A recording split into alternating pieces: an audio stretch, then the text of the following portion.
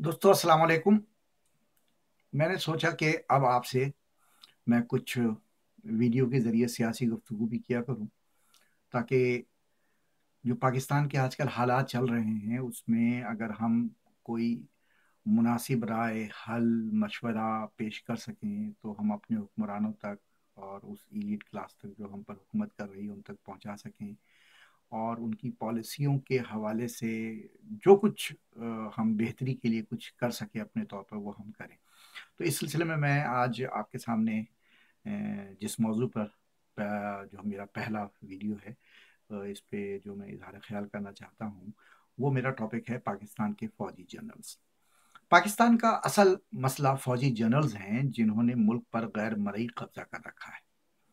इन generals की वजह से पूरी फौज की बदनामी हो रही है, पूरी फौज बदनामी समेट रही है, जबकि फौज के नॉन कमीशन लाखों जवान एक इदारे की नज़्ब ऐन के पाबंद हैं। ये लाखों जवान पाकिस्तान के असल पासबान हैं।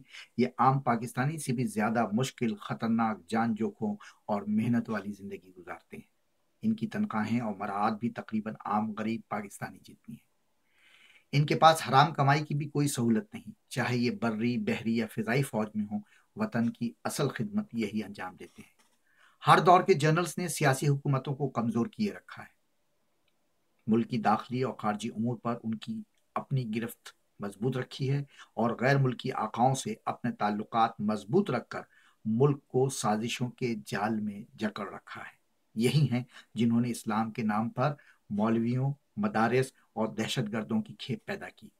आलमी ताकतों ने इन्हीं के साथ साजबाज करके अपने आलमी इक्तसादी खेल को नए नए नाम देकर उन्हें इस्तेमाल किया, और नाम पाकिस्तान का बदनाम होता रहा।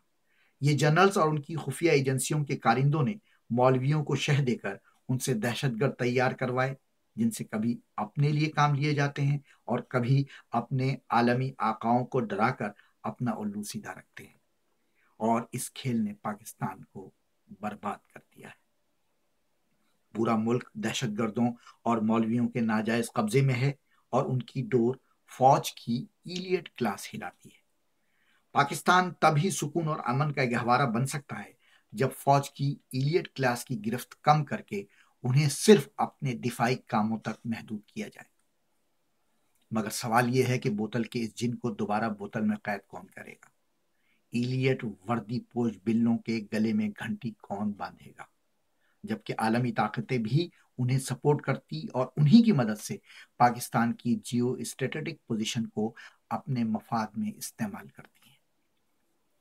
हद ये कि कोई जनरल मार्शल लाए या ना लाए, हर नया जानशीन फौज की इलियट क्लास की गिरफ्त को पाकिस्तानी अवाम पर मजीद कसता जा रहा है।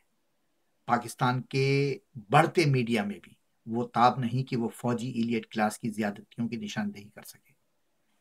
सोशल मीडिया के बढ़ते असर और रसूख ने अब उन लोगों को शह दे दी है जो बवजूह पाकिस्तान से नफरत करते हैं। ऐसे अफराद रात दिन पाकिस्तान को और पाकिस्तानी फौज को गालियां दे रहे हैं, जबकि मैं समझता हूं कि इस फौजी क्राइम में सिर्फ फौजी इलियट क्लास शामिल है। बाकी लाखों प्यादों यानी आम फौजी का कोई कसूर नहीं। वो हमसे ज्यादा मुहिब्बे वतन है। सिर्फ फौज से नफरत दिलाना मसाइल का हल नहीं है। फौज को गाली देने से हमारे लाखों उन फौजियों के भी दिल दुखते हैं जिनका उनके बड़ों की पॉलिसियों से कोई लेना देना नहीं है। वो बेचारे इतने ही मजलूम हैं जितनी आम पाकिस्तानी अवाम। हमें वो रास्ते ढूंढने होंगे जहां से हम फौजी इलियट क्लास को गायबाना हुकूमत करने की आदत छुड़वा सकें।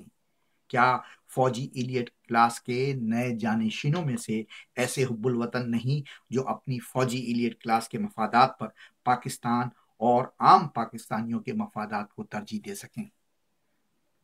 मेरा एक और सवाल यह है कि क्या पाकिस्तान से बाहर आबाद पाकिस्तानी एक होकर इस फौजी इलियट क्लास को वापस बैरकों तक महदूद करने के लिए कोई मौसर प्रेशर ग्रुप बना सकते हैं?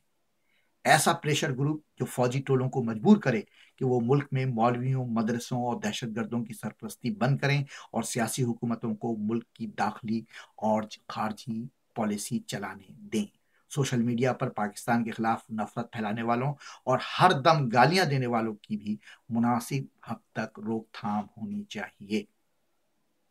فوجی ایلیٹ کلاس کی مستقل گنڈا گردی نے ہمارے سیاستدانوں کو ایسا چوہا بنا دیا ہے جو اب صرف نوٹوں کی بوریوں کو کتر کر اپنے جیب بھرنے میں لگے ہوئے ہیں۔